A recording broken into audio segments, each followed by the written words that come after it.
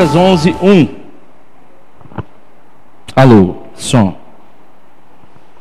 Só esse versículo. Nós temos falado esse mês, e vamos falar domingo que vem também, sobre oração e intimidade com Deus. E nesta manhã, o título da minha mensagem é: Senhor, ensina-nos a orar. Ensina-nos a orar. É o que o texto diz. Lucas capítulo 11, versículo 1 diz assim: certo dia, Jesus estava orando em determinado lugar. Tendo terminado, um dos seus discípulos lhe disse: Senhor, ensina-nos a orar, como João ensinou os discípulos dele. E aí Jesus continua a sua narrativa, ele começa a ensinar em função do Pai Nosso, que é uma oração maravilhosa. Eu não quero abordar porque isso aqui daria uma outra pregação. Aliás, pastor Gilmar pregou sobre o Pai Nosso de uma maneira maravilhosa, foi tremendamente usado por Deus, deve estar lá no site da igreja. Se você quiser, você vai ser abençoado por essa mensagem. Enfim, Senhor, ensina-nos a orar. Eu queria convidar você a repetir essa parte do versículo juntos, porque eu preciso aprender melhor, aprender mais a orar. Você também precisa? Então vamos falar isso. Senhor, ensina-nos nesta manhã a orar. Amém. Vamos orar um pouquinho então. Senhor, ensina-nos mesmo a orar. Nós nos dobramos diante do Senhor, dobramos o nosso coração para reconhecer que precisamos estabelecer um diálogo mais franco, mais claro, mais direto, mais simples talvez, mais honesto, mais frequente. Enfim, Senhor, nós queremos orar como convém ao Senhor e não como nos convém. Ajuda-nos, Senhor, nesta manhã a entendermos o significado desse texto e o significado do Teu ensino, tanto aos Teus discípulos, quanto a nós que também somos Teus discípulos. Em nome de Jesus eu oro, e que a igreja ora também, e que todos nós dizemos amém e amém. Amém? Irmãos, essa semana eu fui abençoado por um texto muito interessante. Eu queria começar a fazer a introdução da minha mensagem usando esse texto. Um texto de um homem de Deus que eu conheço via virtual já há alguns anos, mas que ele me abençoa muito. De vez em quando ele escreve algumas coisas fantásticas. Ele estava dizendo sobre o ministério de Jesus na terra. Durante 3 anos e meio, os discípulos acompanharam Jesus. Pedro largou o barco, a pescaria, Tiago também. Lucas, embora médico, largou a medicina. Mateus, coletor de impostos, largou a coletoria. Largaram seus empregos, largaram seus trabalhos, largaram, por incrível que possa nos parecer, largaram suas famílias. Deixaram de estar ali continuamente com as suas famílias para seguirem a Jesus. E eles seguiram a Jesus e viam de tudo. Jesus fez muitas coisas de maneira diversa. Jesus fez muitos milagres de maneira diversa. Jesus ensinou muitas coisas de maneira diversa. Tem um texto que você não precisa abrir, mas se você quiser anotar, e eu sugiro que esse ano você compre um caderninho para anotar as mensagens. Algumas pessoas têm esse hábito salutar. Se você ainda não tem, faça isso, vai te abençoar. Em Marcos capítulo 1, versículo 22, a Bíblia diz que os discípulos viam Jesus como alguém que tem autoridade. O versículo diz assim: maravilhavam-se da sua doutrina, pois ele os ensinava como quem tem autoridade, e não como os escribas. Os discípulos comparavam a forma de Jesus ensinar com a forma dos escribas judeus ensinarem. E viam que na forma de Jesus falar, na forma de Jesus ensinar, da forma de Jesus se reportar às Escrituras, havia autoridade.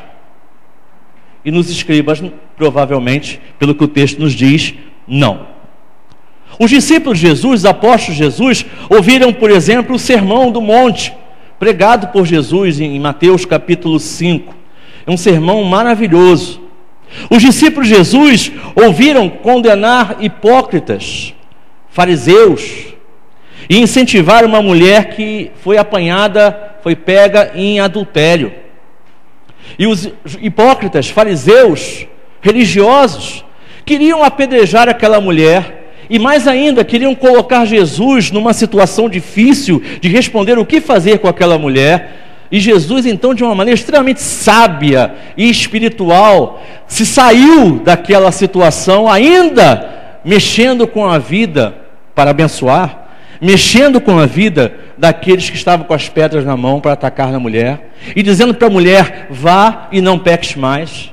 Esse texto ele é muito perigoso, porque se você não usar a parte final, vai parecer que Jesus concordou com a mulher em adultério e simplesmente a abonou de não ser apedrejada. Não, Jesus não permitiu que ela fosse apedrejada, mas Jesus falou para ela: vá e não peques mais. Os discípulos viram isso e se maravilharam. Os discípulos ouviram Jesus comandar os ventos e as ondas.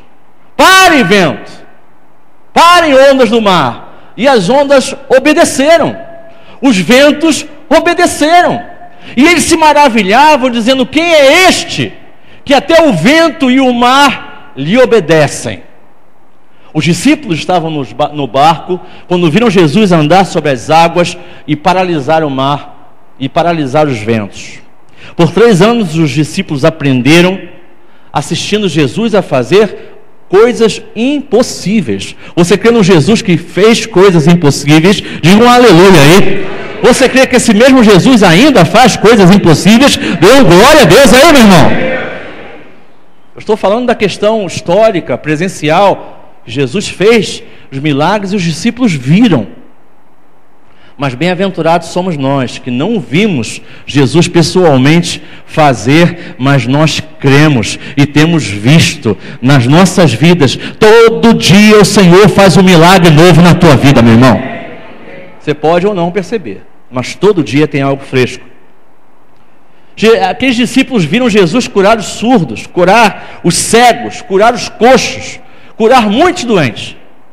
Os discípulos viram Jesus alimentar 5.000 homens, mais as suas mulheres e as suas crianças, como que Jesus desse um almoço para um menino que ofereceu os seus 5 pães e 2 peixes. Você tem aí no seu coraçãozinho, talvez uma pequena porção de fé, talvez uma pequena porção de ensino, talvez uma pequena porção de sabedoria, talvez uma pequena porção de amor. Apresente-o ao Senhor, porque o Senhor tem poder para multiplicar isso e abençoar muitas vidas, a começar de você, meu amado. Viram Jesus transformar, multiplicar, saciar. Viram Jesus expulsar muitos demônios. Viram Jesus levantar os mortos. Jesus ressuscitou homens, mulheres e crianças. E Jesus ainda hoje ressuscita pessoas que estão andando, mas que estão mortas, pessoas que estão moribundas.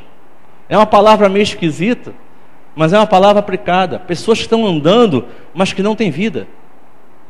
Pessoas que acordam querendo já que o dia termine. Há muita gente assim.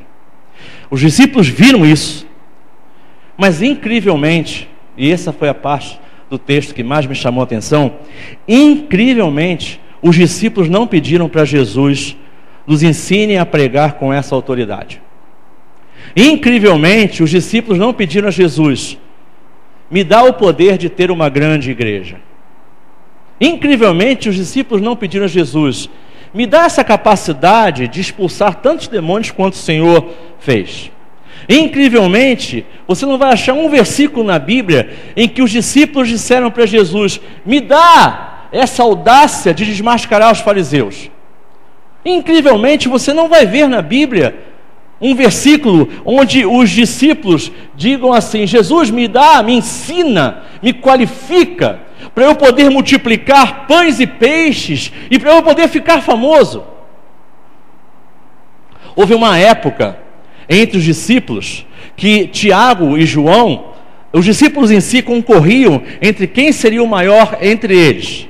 E que Tiago e João, a própria mãe de Tiago e João, intercedeu junto a Jesus para que no céu Tiago ficasse, ou João, não lembro, um ficasse à direita e outro ficasse à esquerda. Fossem os principais, os mais evidentes. Mas isso parece que foi uma fraqueza. Porque você não vê nos relatos bíblicos eles pedirem para que Jesus os ensinasse a fazer algo que chamasse a atenção, que evidenciasse a vida deles, para que fossem o alvo do culto, para que fossem o alvo da atenção. Não. Mas incrivelmente, irmãos, esse versículo 1 de Lucas 11, que eu li no início, é muito importante, nos fala muito. Eu quero meditar sobre ele contigo hoje, porque incrivelmente a única fala que os discípulos dizem a Jesus que querem aprender alguma coisa é: Jesus, ensina-nos a orar. Ensina-nos a orar. Eles não pedem para ser alvos de algo que os torne famosos, que os tornem diferentes, mas eles pedem para Jesus os ensinar a orar. Nós vivemos uma época, irmãos, onde temos muitos simpósios, muitos congressos, muitas escolas de liderança, mas não vejo nenhuma escola, nenhum simpósio, nenhum congresso de servos, de pessoas que querem estar em evidência, mas são poucas. E glória a Deus, porque aqui tem muitas, eu conheço muitas pessoas aqui que gostam de ficar no anonimato perante o Senhor e servi-lo com inteireza de coração, e que você possa dar um glória a Deus se você entende isso. Bispo Walter McAllister essa semana falou que a igreja não foi chamada para ser famosa nem para ser rica, mas a igreja foi chamada para ser fiel. Um dia o Senhor vai voltar e vai buscar a sua igreja, e Ele não vai levar meramente as igrejas ricas, se bem que talvez não haja nada de errado com alguma igreja ser rica, talvez algumas outras haja, aí é com eles, com o Senhor. Mas o padrão de busca do Senhor Jesus não é para com os ricos, não é para com os famosos, é para com os anônimos, talvez como você, que ora, que busca o Senhor em casa e que ninguém vê. Quem é você quando ninguém está vendo? Talvez você não me veja o tempo todo, eu não te vejo o tempo todo, mas o Senhor nos vê o tempo todo, e Ele virá buscar uma igreja fiel. E se você faz parte dessa igreja fiel, dê um glória a Deus aí, meu irmão. Amém. Então eu queria meditar algumas coisas para você, porque Jesus era Deus encarnado, e eles perceberam que Jesus tinha todo o poder o Pai me deu, Jesus falou. Mas Jesus iria, entre aspas, desencarnar. Ele avisou isso o tempo todo, embora no final os discípulos não estivessem esperando de pronto que isso acontecesse. Eles perceberam algumas coisas importantes na oração. Por isso eles pediram a Jesus: Jesus, ensina-nos a orar. E por que será que eles pediram exatamente isso? Em primeiro lugar, os discípulos pediram a Jesus para que os ensinasse a orar, porque eles perceberam que Jesus orava de um modo diferente. Jesus orava de um modo diferente. Naquela época, irmãos, os religiosos também oravam. Os judeus, os fariseus, eles também oravam. Os saduceus também oravam. Os publicanos também oravam. Vá comigo a Lucas capítulo 18, vá um pouquinho à frente aí. Lucas capítulo 18, versículos 10 a 14.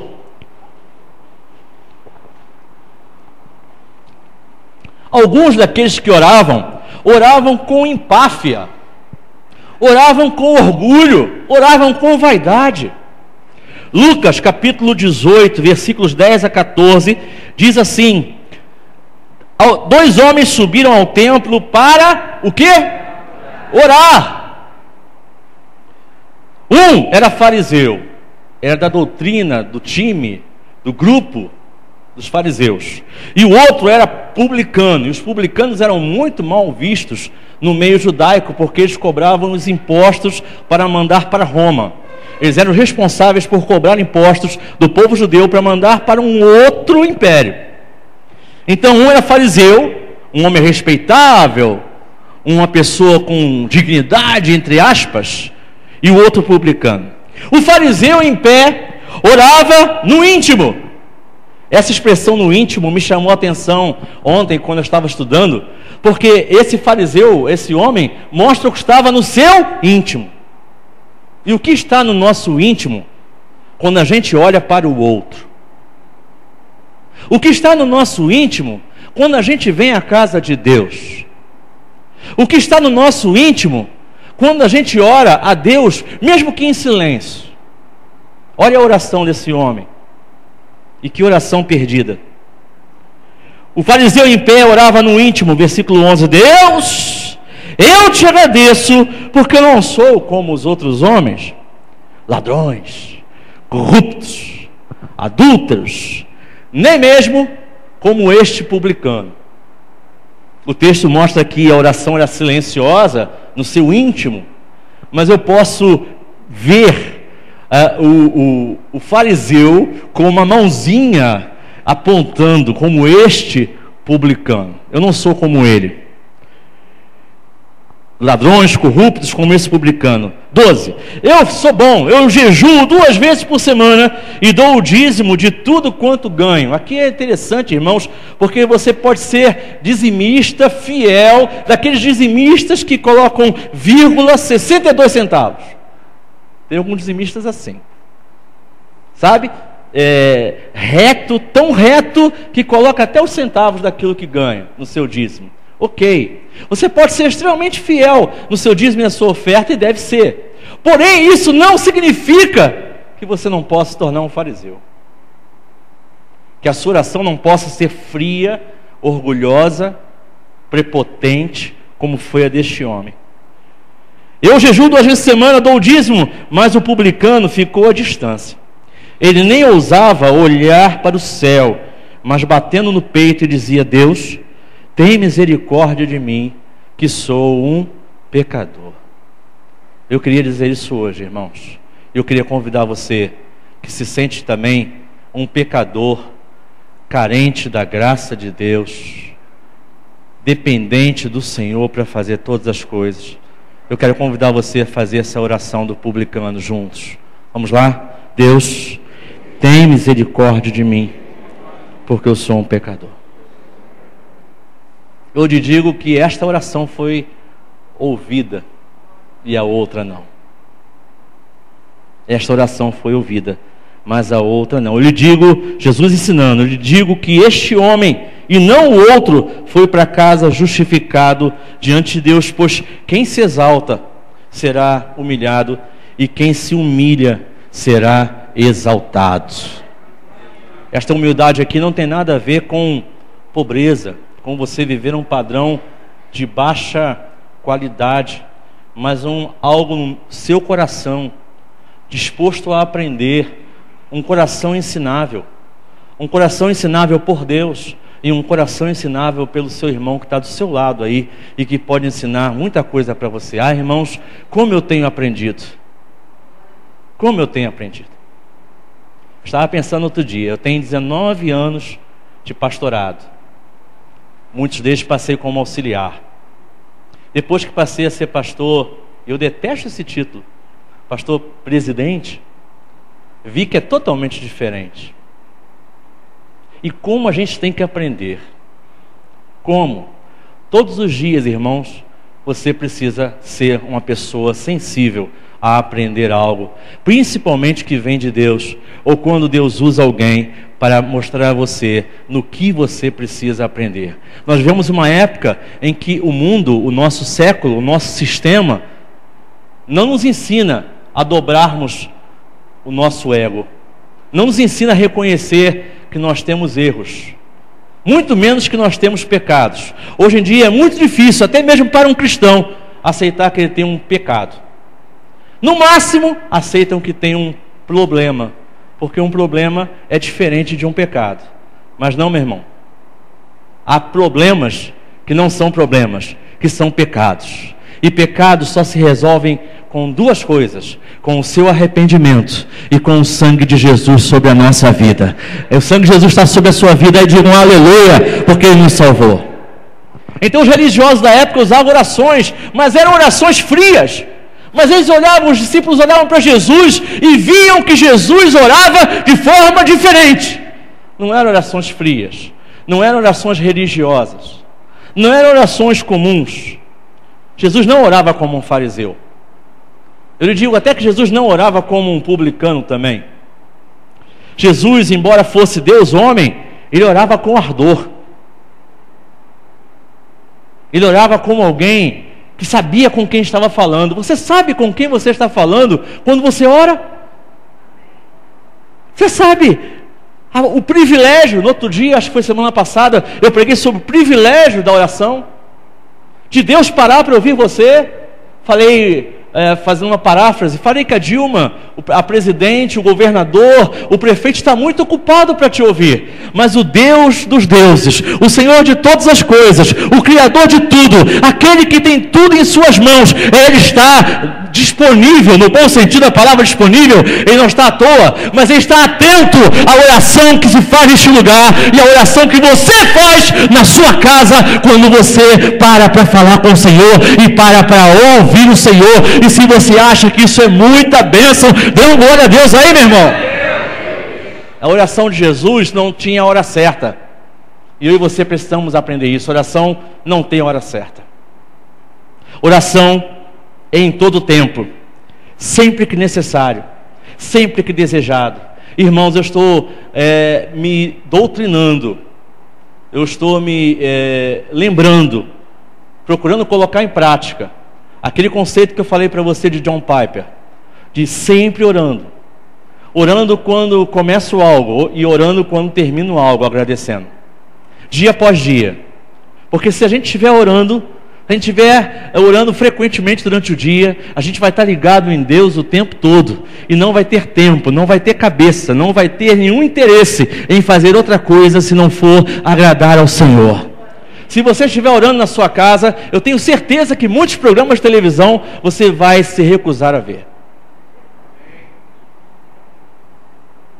Se você estiver em oração, eu tenho certeza que muitas palavras, não são só palavrões não, hein?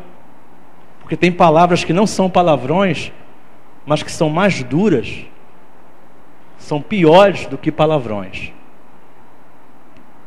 Se você estiver em oração, e eu também, a nossa boca vai estar direcionada ao Senhor, e eu desejo isso, você deseja isso também, diga um aleluia aí. Para Jesus não havia uma maneira fixa. Oração não é só de joelho, meu irmão. Oração não é só em pé. Aquele fariseu estava em pé. Oração não é só de joelho, oração não é só em pé. Você pode e deve orar de joelhos, em pé, sentado, deitado, no banheiro, debaixo do chuveiro, lavando louça, lavando roupa, no ônibus. Ore em todo tempo, ore em todo lugar, porque o Deus a quem você serve está em todo lugar, está dentro de você, está te dando e a mim também o privilégio de estarmos na presença dele todo o tempo. Então você não precisa, eu tenho que me ajoelhar, como os islâmicos, os muçulmanos fazem, tenho que parar e ajoelhar. Não! O meu Deus está presente, o meu Deus está acessível, o véu foi rasgado de cima a baixo, o meu Deus está acessível o tempo todo. E se você serve a esse Deus, diga um aleluia aí, meu irmão. Não havia um lugar fixo.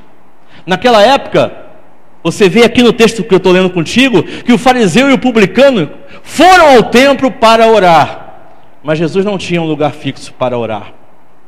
Jesus orava nos montes, Jesus orava no deserto, Jesus orava distribuindo pães, Jesus orava em todo o tempo, Jesus orava de noite, Jesus orava de dia, Jesus orava no templo, Jesus orava fora do templo. Ei, meu irmão, se você só abre a Bíblia no templo, você está mal, meu irmão, está muito mal. Se você só ora no templo, você está mal. Se você só louva no templo, quando o Ademir está aqui ministrando os louvores, você está mal, meu amado. Desperte. Alô? Em nome de Jesus, desperte. Jesus está voltando, meus irmãos. Os sinais estão aí próximos. Os sinais estão cada vez mais evidentes. Vivemos dias maus e o Senhor Jesus está voltando. E não dá mais tempo de brincar de ser cristão. Não há mais tempo. Viva na presença do Senhor. Jesus orou no quarto, como disse na oração do Pai Nosso, entra no teu quarto, mas Jesus também orou para o monte, no monte. No início do mês que vem, os homens de bem vão se reunir e vão para um monte orar. Não há nada de errado nisso. Eu soube que algumas mulheres de bem também querem ir. Também não há nada de errado com isso, não. Depois procurem o pastor Anderson, que está à frente disso. Podemos orar no monte, mas o monte é o único lugar onde temos encontro com Deus? Não. Não temos um monte como referência do único lugar onde Deus se manifesta. Aliás, a Bíblia diz que onde há 2 ou 3 falando em nome de Jesus, o Senhor está presente. E então o Senhor está presente aqui neste lugar. E eu louvo a Ele, porque Ele marcou um encontro conosco nesta manhã. Ele está falando comigo, Ele está falando contigo. E se está falando contigo, dê glória a Deus aí, meu irmão. E vamos aplaudir ao Senhor juntos, porque Ele é digno. Aleluia! Aleluia! A oração de Jesus não era religiosa. A oração de Jesus não era farisaica. A oração de Jesus não era para que outros ouvissem. Irmãos, eu tenho pavor de gente que ora para que o outro ouça. Sabe gente que quer pregar doutrina durante a oração? Jesus, eu te louvo, te agradeço, mas Pai, faz com que o fulano, com que o teu povo veja que essas roupas são indecentes. Sabe quem manda recado para o outro durante a oração? Alô? Oração não é para você mandar recado, não é para você mandar indireta. Oração é para você mandar direta, mas para o céu, para o Senhor. Não é para você mandar indireta para ninguém. Quando você for orar, meu irmão, não se preocupe se fulano ou ciclano vai achar que as suas palavras são muito bonitas. Oh meu Deus e meu Pai. Tem gente que muda, imposta a voz. Querido Deus, eterno Pai. Parece até o Henrique Cristo, né? Deus de Isaac, Abraão, Isaac, Jacó. Tem que ser o teu Deus, meu amado. Certos demônios, certas pessoas foram expulsar alguns demônios. Isso está em Atos, não lembro qual o capítulo. Se alguém aí puder localizar, me diga.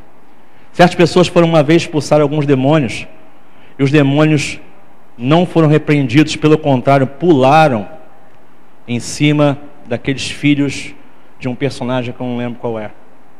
Porque aqueles homens estavam falando assim: eu te expulso em nome de Jesus, a quem Paulo prega. Estavam orando não em nome de Jesus, que era o Deus deles, mas orando em nome de Jesus, que era o Deus de Paulo. Quando você ora em nome de Jesus, que é o seu Deus? Ou você ora em nome de Jesus, que é o Deus de alguém que você admira? Precisamos pensar nisso. A oração não se preocupava com palavras que impressionassem. Meu amado, minha amada, especialmente para você, com muito carinho, que diz que não sabe orar. Entenda que oração não precisa de retórica, não precisa de oratória. Oração precisa de um coração quebrantado na presença de Deus. Pega um telefone celular, mesmo desligado, e ligue para Deus. Eu tinha um hábito quando eu era jovem pequeno, lá em Barbacena. Eu tinha um hábito de escrever cartas para Deus. Eu sempre gostei muito de escrever. Eu escrevia 2, 3 páginas de cartas para Deus.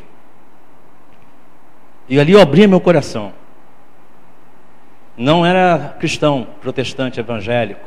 Não conhecia a Bíblia. Não era salvo. Mas eu buscava a Deus. E Deus sabia que eu estava sendo sincero ali naquilo que eu estava fazendo. Era uma forma de oração que eu não reconhecia. Mas não procure falar palavras bonitas. Fale o seu linguajar. Seja você mesmo. Dentro do seu quarto, da sua forma, na sua intimidade. Ele é teu Pai, meu amado. O Senhor nos chama de filhos. Você é filho amado do Senhor. Se você entende o valor disso aí, dê um aleluia, meu irmão. Segunda coisa que os discípulos entenderam, que eles perceberam que só através da oração eles seriam capazes de fazer as coisas ainda maiores. João, vá comigo, João 14, 12. Esse versículo aqui é intrigante.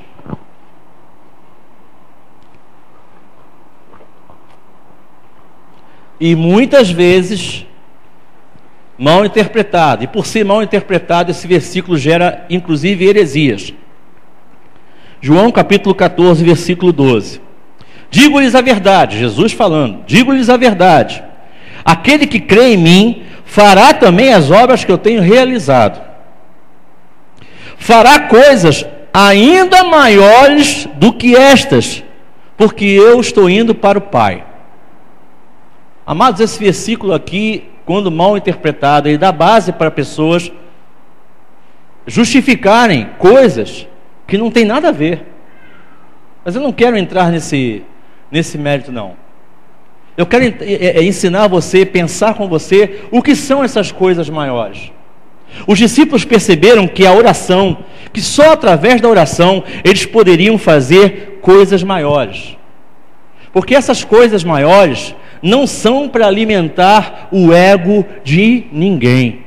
Alô, importa que Cristo cresça e que todos nós diminuamos na presença do Senhor. Amém, irmãos? Infelizmente, o que a gente vê hoje de vez em quando são pessoas querendo crescer e se dizendo portadoras de uma capacidade sobrenatural diferente de todos os outros. Mas não, coisas maiores não são necessariamente em grandeza de poder, em grandeza de fazer coisas ainda mais assombrosas do que Jesus fez. Se Jesus ressuscitou, então o Antônio vai ter capacidade de ressuscitar alguém e não fazer alguém dar cambalhotas no caixão, porque coisas maiores. Através da oração, Jesus pode ainda hoje ressuscitar alguém. Você crê nisso? Amém. Há alguns casos conhecidos de forma indireta, mas conhecidos. Eu já vi Jesus ressuscitar muita gente que está em pé, mas está morta. Isso eu já vi muitas vezes. Muitas vezes. Mas há alguns casos de pessoas que atestam, testemunham, que estavam mortas e voltaram a viver. Coisas maiores inclui o aspecto geográfico. Jesus, enquanto homem, ele era limitado. Jesus era 100% Deus encarnado e 100% homem. Ele não perdeu seus atributos divinos, mas ele também não deixou de ter os seus atributos humanos. Jesus pregou e ensinou naquela região onde ele estava, numa região geograficamente limitada. Hoje, meu irmão, os homens de Deus de todo esse tempo, depois da vinda de Jesus, e a começar pelos apóstolos, depois que houve a descida do Espírito Santo, se você estudar um pouquinho sobre a história da igreja, a Bíblia também mostra isso, todos os discípulos, todos os 12, nenhum deles ficou em Jerusalém. Eles foram todos enviados. Houve uma diáspora, houve um envio, houve uma, propositadamente, houve uma evasão, no sentido de cada um foi para um lugar pregar a palavra de Deus num lugar distante. Hoje, há a possibilidade de se pregar o evangelho legítimo de Jesus Cristo em todas as partes do mundo. Hoje, o Senhor se manifesta a todas as pessoas com grandeza. Sabe por quê, meus irmãos? Porque no início eram 12, depois eram 70, depois eram 5.000, quando se alimentaram pães e peixes, se bem que a multidão não estava na hora da crucificação. Em determinada época, o fato é que a igreja de Jesus Cristo, quando Cristo foi crucificado, a igreja em si não era tão grande. Restaram 120 no cenáculo. E a partir daqueles 120 fiéis, a partir daqueles 120 que foram cheios do Espírito Santo. Então a palavra pôde ser pregada por todo mundo, a toda criatura. Pessoas durante todo esse tempo têm sido resgatadas do poder do diabo, têm sido batizadas em nome do Pai, do Filho e do Espírito Santo, têm sido alcançados pela graça de Deus e vão morar no céu. Entre elas eu e você. Você está nesse time aí, dê um glória a Deus.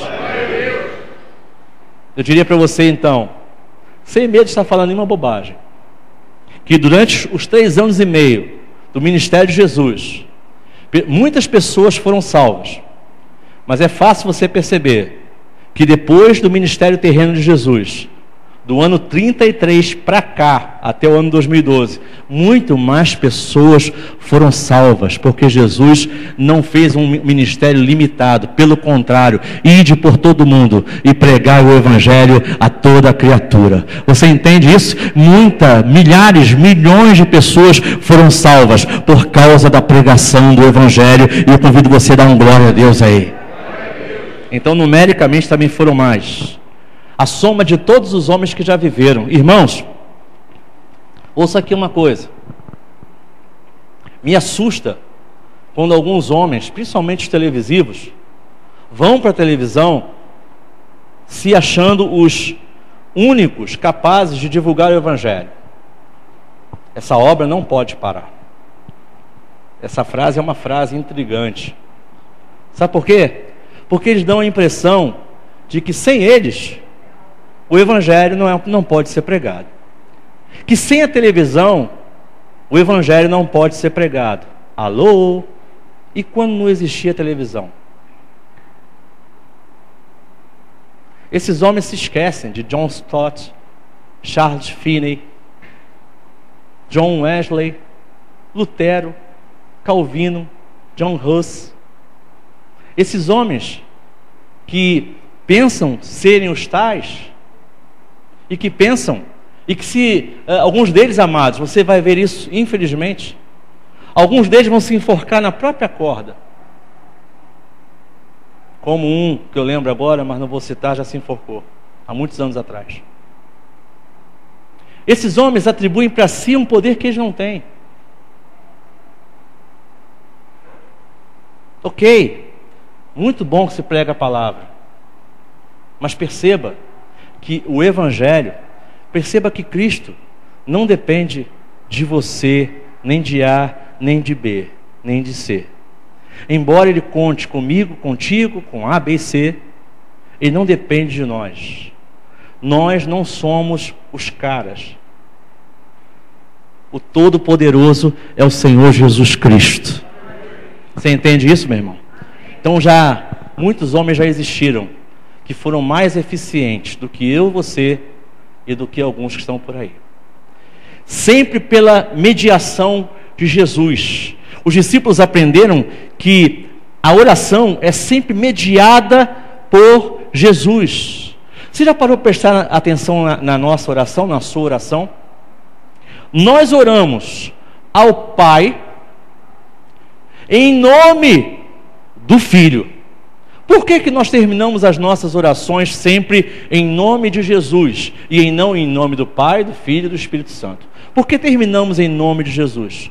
Porque Jesus mesmo nos ensinou que tudo o que orarmos, crendo, pedindo em nome dEle, isso Ele faria. Então Ele nos ensinou a pedir em nome de Jesus Cristo. Como se Ele nos estivesse passando a ideia, e a Bíblia diz isso, que Ele é o nosso advogado, que Ele está à direita do Pai, intercedendo por nós, recebendo as nossas orações e interferindo junto ao Pai. O Senhor, Ele cuida de nós e nos ensina até mesmo a orar. Você entende o valor disso? Diga um amém, meu irmão. Os discípulos, terceiro ensinamento que os discípulos tiveram, os discípulos viam frequentemente Jesus orar.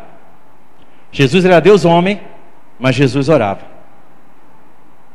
Irmãos, não há cristianismo sem oração. Não há vida cristã sem oração. Não há condições de você ser um servo de Deus sem oração. Porque oração é simplesmente um sinal de intimidade. Jesus tinha intimidade com Deus. Ele dizia: eu e o Pai somos um. E por isso, mesmo sendo Deus, homem, ele orava frequentemente ao Pai. E se Jesus orava, então a oração é importante. A oração é tão importante que, se você tiver fé, e essa fé se manifesta através da oração, não através da palavra positiva, mas se você tiver fé como um grão de mostarda, você dirá a esse monte: transporte-se, vá para o mar.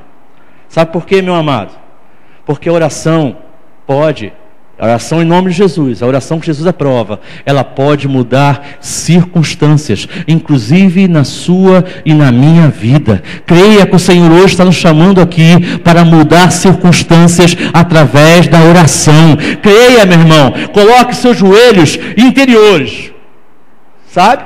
Tem gente que dobra os seus joelhos físicos, mas não dobra o seu coração. Sem quebrantamento, a minha e a sua oração não podem ser sinceras, não podem ser plenas. Vão ser orações farisaicas, vão ser orações interesseiras. Mas dobre o seu coração nesta manhã, quebrante seu coração esta manhã, coloque-se diante do Senhor, e aí você vai ver sim as maravilhas que o Senhor tem para fazer na nossa vida, a começar do nosso interior. Não do nosso exterior, mas do nosso interior. Quarta e última coisa que os discípulos aprenderam com Jesus: os discípulos perceberam que a oração não é temporal, a oração é eterna. Sabe, meus irmãos, minha palavra para você, como Antônio, como Tonhão, meu bate-papo com você é temporal. Ontem o pessoal foi comemorar o aniversário da Tainá. Ela divulgou isso amplamente para toda a humanidade. Comer pizza, eu ia também, só não fui porque eu fui pegar a Lana na rodoviária. Aliás, ela não está aqui hoje porque ela está gribada, né? A pessoa não fica gripada, fica gribada, falando com o nariz entupido. Eu fui buscar na rodoviária, no mesmo horário, não pude lá desfrutar do frango com catupiry. Aleluia? Aleluia. É de Deus. Mas isso é temporal. O que comemos, o que vestimos, o que olhamos, essa lâmpada é temporal. Mas a oração, ela é eterna. A oração, ela é eterna. É interessante isso, né, irmãos? Porque eu e você podemos esquecer, e eu sou mestre nisso, nós podemos esquecer até mesmo das orações que nós fazemos, mas o Senhor não esquece de nenhuma oração que você fez, mesmo que tenha sido uma oração há 15, 20, 30 anos, o Senhor lembra de cada oração que eu e você fazemos diante dEle, porque as nossas orações são eternas. Quando a gente ora, quando a gente tira um tempo para orar, é como se a gente, e não entenda mal o que eu estou dizendo não, mas é como se a gente saísse do reino material, saísse do nosso dia a dia, saísse das nossas ocupações, preocupações, saísse dos nossos produtos, e então entrasse no reino, entrasse na vida espiritual, e falássemos com um Deus que não se vê, mas o Deus que se crê, que se sabe, que se sente, que se vive, que nos ajuda, que nos dá ânimo, que nos dá ar, respiração, que nos dá vida e nos dá vida em abundância. Aleluia. Oração é entrar na eternidade e sair da materialidade. Os discípulos perceberam isso. Por isso que eles disseram: Jesus, ensina-nos a orar. Sempre que você ora verdadeiramente, você está saindo dessa materialidade para entrar na eternidade. Eu quero concluir com algumas anotações. Primeiro, quanto mais você orar, menos você murmurará. Pode repetir isso comigo? Colocando você na primeira pessoa. Não vá recomendar nesse momento a oração para alguém não, irmão, você precisa orar mais, hein? Não, isso aí é com você. Vamos lá? Quanto mais eu orar, menos eu vou murmurar. Traduzindo murmurar, menos eu vou reclamar. Traduzindo mais um pouco, menos eu vou ser chato. Tem crente chato, não tem? Aleluia, pastor. Manto. Tem crente chato. Quanto mais você orar, menos espaço você vai ter para isso. Segundo, com qual Jesus você quer ter um relacionamento? Essa intimidade. Com qual? Qual Jesus você serve? Hein, irmão? O que você vai fazer de hoje até o último dia da sua vida? Que estilo de vida você vai ter? Você decide ter. Qual Jesus você serve? O mortal? Há algumas pessoas que olham para Jesus no sentido histórico e humano. Então, para elas, Jesus morreu. A ressurreição é um blefe, um mito. Há alguns outros que carregam Jesus morto, na cruz, no seu peito, na sua estola. É com esse Jesus que você se relaciona? Eu creio que não. Nós nos relacionamos com um Jesus vivo. Jesus está aqui hoje, vivo. Nós nos relacionamos com um Jesus ressuscitado. Ele morreu, mas ele ressuscitou e venceu até mesmo a nossa impossibilidade. Ele venceu a morte. E ele venceu a morte, não foi só por ele não, mas ele venceu a morte por cada um de nós. E se você entende a grandeza disso, dá glória a Deus aí, meu irmão. Nós podemos ter acesso. Muhammad, o profeta Muhammad, não ressuscitou. Buda não ressuscitou. Confúcio não ressuscitou. Nenhum dos deuses hindus ressuscitaram. Mas o nosso Deus ressuscitou. Aleluia. Existem inclusive evidências arqueológicas, históricas, tudo isso. Qual o Jesus que você serve?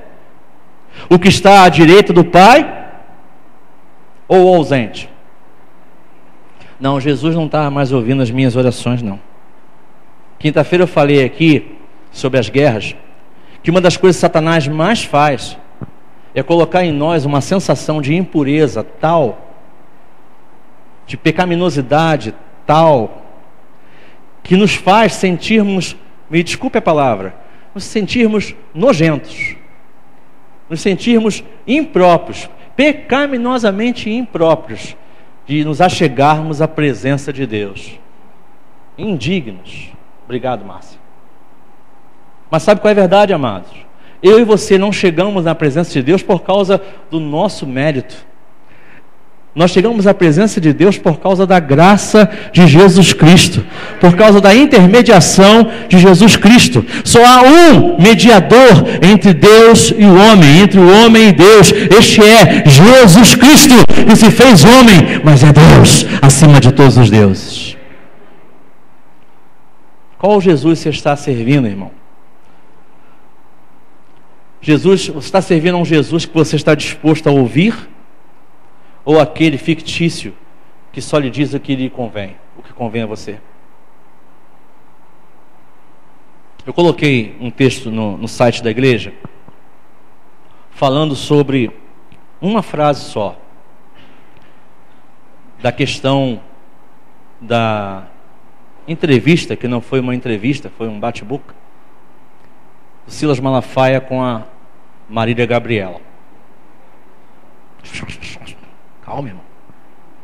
Depois, por causa dessa, eu vou falar alguma coisa sobre isso. Não sobre a entrevista em si, mas sobre a questão do pastor Silas. Eu coloquei lá um texto que eu aconselho você a ler, da última frase dela.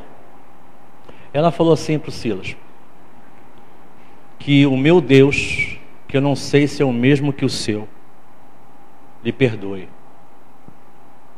E aquela frase me fez parar para pensar e parar para perceber que o Deus dela é um Deus customizável. Sabe o que é uma coisa customizável? É uma coisa que você mesmo faz ao seu gosto, ao seu prazer, mediante os seus interesses. E há muitos cristãos hoje fazendo um Deus customizável, servindo a um Jesus customizável. Nós vivemos uma época em que muitos não querem ouvir a parte de exigências, de responsabilidades que o Evangelho nos traz. O Evangelho tem coisas maravilhosas, tem bênçãos tremendas.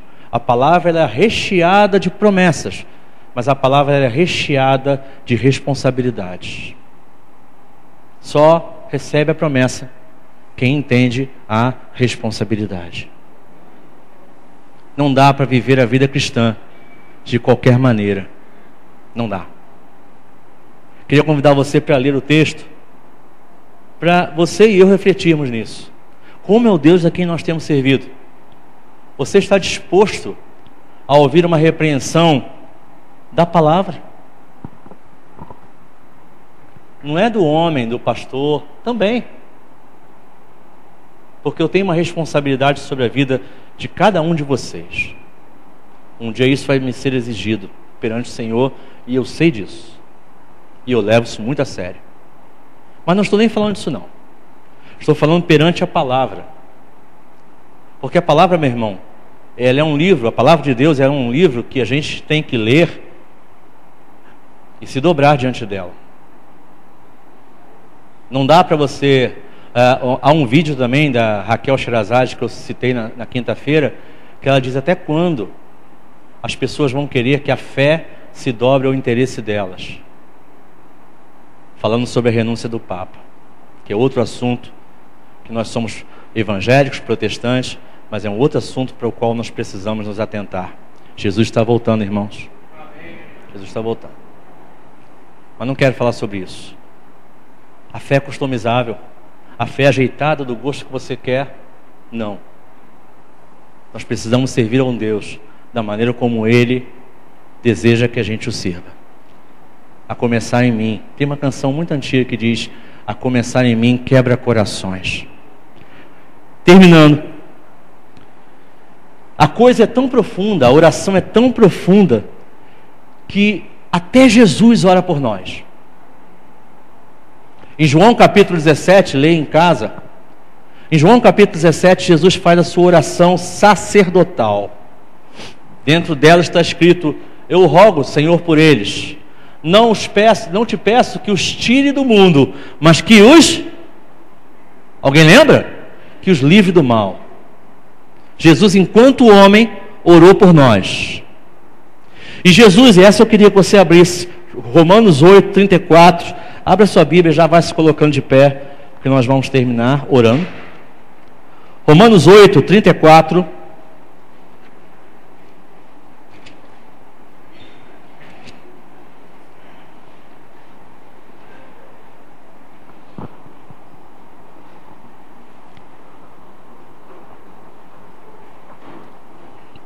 Romanos 8, 34 diz assim: quem os condenará? Foi Cristo Jesus que morreu, e mais, que ressuscitou, e está onde, irmãos? À direita de Deus. Direita é lugar de honra. À direita de Deus, e também intercede por nós. Jesus está orando por nós, está intercedendo por nós.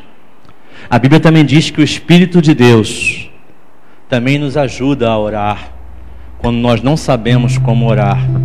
Ele nos ajuda até mesmo com gemidos inexprimíveis, que não dá para se expressar, que não dá para se entender.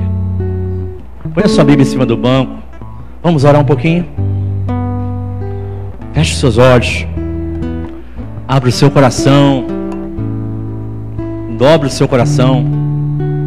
Sabe, irmão, se nós vivermos uma vida de oração, nós vamos ver coisas tremendas. Nós vamos ter uma intimidade com Deus que vai nos cuidar, que vai nos dar uma fortaleza. Abra o seu coração nesta manhã. para despertar-se. Senhor, ensina-nos a orar. Assim como o Senhor ensinou aos seus discípulos, nós queremos, Senhor, aprender a orar, aprender a ter intimidade com o Senhor, buscar, Senhor, dia após dia, buscar dia após dia, Senhor, estar ligado no Senhor. Pai, em nome de Jesus, fortalece a cada um de nós, Senhor. Que o Senhor possa cuidar de cada um dos nossos irmãos que estão aqui esta manhã, passando por crises, passando por dificuldades muito sérias. Que o Senhor possa os fortalecer, Senhor, para saberem que na oração, que na intimidade com o Senhor, nós podemos sim todas as coisas naquele que nos fortalece. Senhor, meu Deus e meu Pai, desperta-nos, Senhor, a viver uma vida de oração.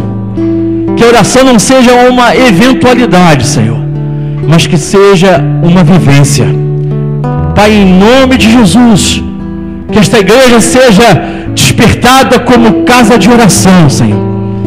Que o Senhor possa ouvir a oração que se faz neste lugar e também, Senhor, nos nossos quartos, na casa de cada um de nós, em todo lugar, Senhor, aonde nós orarmos, que nós possamos ter a percepção de que o Senhor nos ouve e que o Senhor está cuidando de nós.